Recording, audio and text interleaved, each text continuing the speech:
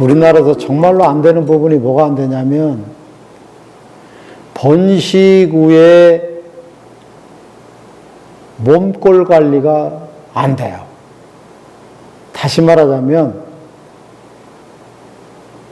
대부분이 번식 후가 과비 상태가 많아요.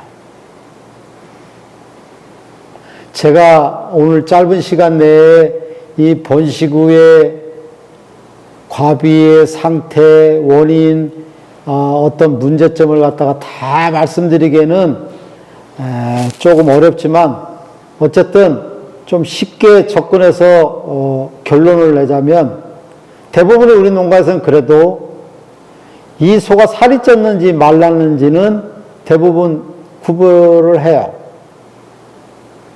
간혹 배가 너무 이렇게 처진 상태로 살쪘다고 하는 분들도 계시는데 우리가 비육소를 비교해 보면 알아요. 비육소하고 번식후하고 비교해 보면 일반적으로 비육소는 등이 평평하잖아요.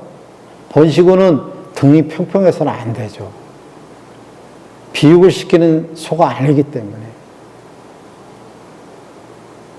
그러면 우리는 비육소가 왜 번식후가 왜 이렇게 과비가 되느냐? 사양 관리에 큰 문제점이 있는 거예요. 우리 농가에서 기본적으로 번식후한테 주는 사료, 즉 여기서 말하는 건 배합사료하고 조사료 다 포함해서입니다. 우리 농가에서 번식후한테 주는 모든 사료를 다 포함해서요. 그 주는 거에서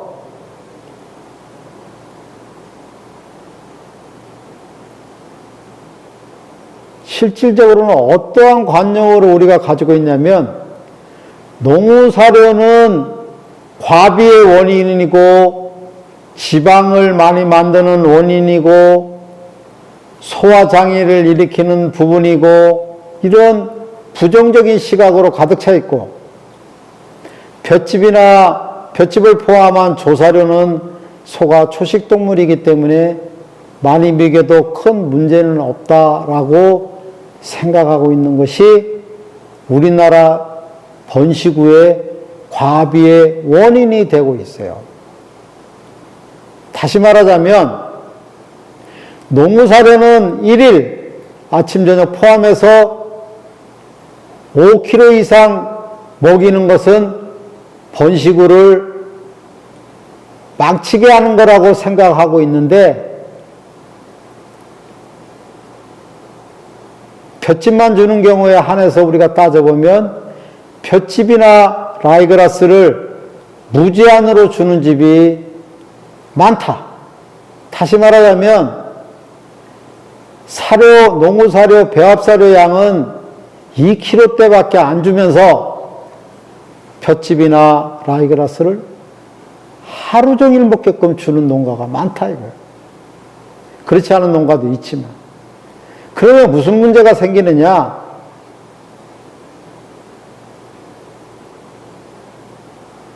번식후가 살이 찝니다.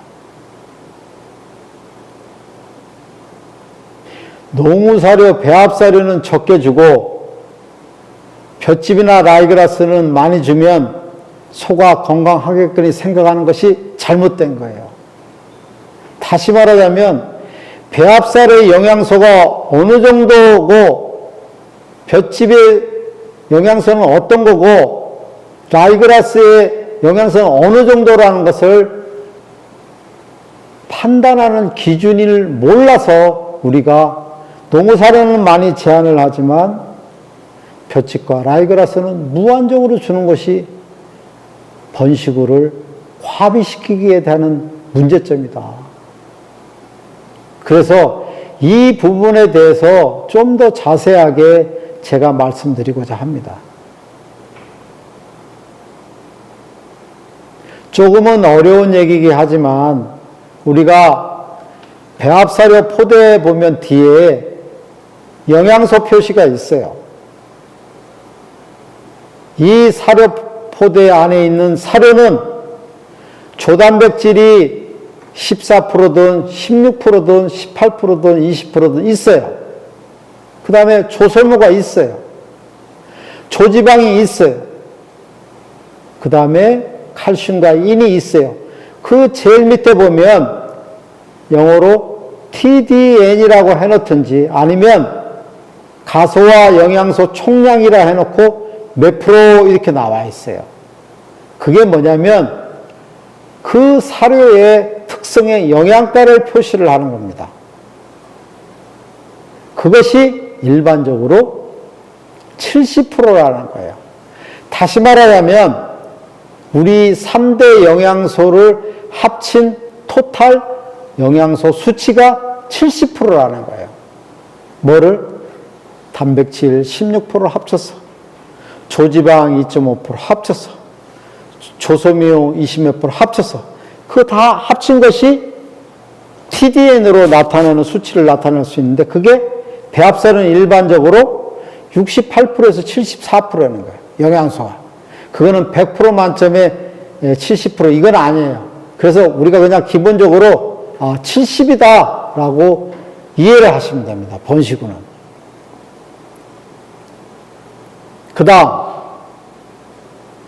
볏짚은 그러면 어떤 상황일까? 우리가 무한정으로 주는 볏짚은 어떤 상황일까? 일반적으로 볏짚이 상태가 좋은 볏짚은 수분의 함량이 30%, 좀 안 좋으면 50%, 60%도 가지만 일반적으로 볏짚은 수분 함량이 30 내지 40% 잡았을 경우에 우리가 무한정으로 번식구한테 아침, 저녁 볏짚을 주면, 볏짚만 주면 농사료 2, 3kg 준다고 생각하고 1일 볏짚을 몇 킬로 먹냐면 제가 농가에서 하루 종일 기다려서 재봤습니다. 15kg 먹습니다. 15kg. 15kg. 일반적으로. 그러면 볏짚의 15kg는 어떠한 영양소일까라고 우리가 한번 생각해 볼 수 있어요. 아까 방금 전에 말씀드린 대로 배합사료는 영양소가 70%예요. 볏짚은 몇 프로일까? 볏짚은 영양소가 없고 영양소가 낮고 이런 얘기 할 거 없어요. 볏짚은 몇 프로냐면 35%예요. 그러니까 우리가 생각했던 만큼 볏짚이 영양소가 없는 게 아닙니다. 수분을 뺀 것으로 따지면 우리가 주는 배합사료에 반의 영양소 가치가 있는 거예요. 그런데 무한정으로 주는 거예요. 배합사료는 조금 주시면서. 이게 문제예요. 다시 말하자면 번식구한테는 기본적으로 배합사료 양은 3kg는 주셔야 되는 거예요. 2kg대로 주는 데는 번식구 절대로 잘 될 수가 없습니다. 발정 잘 안 옵니다. 거기는 호르몬제를 쓰지 않고서는 번식을 이어갈 수가 없습니다.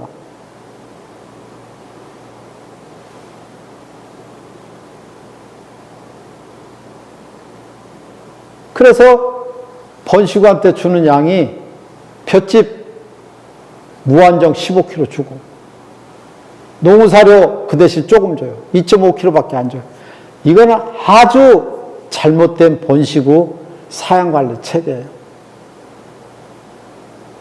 제가 말씀드리는 거는 체아 번식구는 기본 하루에 사료를 3kg를 줘라. 배합사료를 3kg 주고 볏짚만 준다 그러면 8kg 정도가 맞아요. 소의 체중에 따라서 조금 차이는 있는데 한 8kg에서 10kg 정도가 맞아요. 또 수분에 따라도 차이가 있지만. 그래서 지금 우리 집의 번식구가 농사료는 별로 안 주는데 우리 집소가 살이 쪘다 그러면 다시 한번 볏짚의 양을 체크를 해봐야 돼요. 여기는 라이그라스 곰포를 많이 먹이지 않을 것 같은데 라이그라스 곰포도 마찬가지예요. 수분을 제외한 상태에서는 라이그라스는 TDN이 50에서 55%예요. 굉장히 영양소적 가치가 좋은 거예요. 이거를 무한정 먹인다 그러면 볏짚보다도 더 많이 살이 찌는 거예요. 배가 늘어지고. 이렇게 되면 우리가 잘 아시겠지만 번식우가 갑이 되는 거예요. 번식우가 갑이가 되면 발종도 잘 안 할 뿐더러 수태율도 떨어지고 있어요. 그래서 제가 말씀드리는 거는 기본적으로 번식우에 대한 배합사료 양은 3kg로 기본적으로 가야 된다. 그리고 볏짚은 8kg에서 10kg. 상태에 따라서 좀 차이는 있지만 무제한은 먹인 데서 제한을 해야 된다. 라이그라스도 마찬가지입니다. 제한을 해야 됩니다. 그렇지 않고는 번식우를 그렇게 사양관리에서는 그런 번식우를 통해서 번식을 시킬 수가 없어요. 굉장히 중요한 부분인데 지금도 안 이루어지고 있어요. 가는 데마다 번식우 앞에는 내가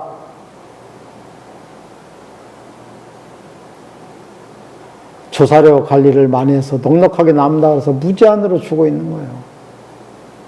그렇게 되면 번식이 안 됩니다. 그래서 일단 과비를 시키지 말아야 된다. 그래서 과비의 원인은 뭐다? 지금의 생각보다는 조사료에 있다. 조사료 양을 체크를 해야 된다입니다. 그래서 그 양에 대해서 분석하고 뭐 여기에 대해서는 제가 오늘 말씀드린 시간이 하도 많이 걸리니까 그건 안 되고 일단은 무제한에서 제한으로 들어가야 된다라고 말씀드리고 싶어요. 그래서 컨설팅 하시는 분들이나 주변의 사료회사 분들하고 잘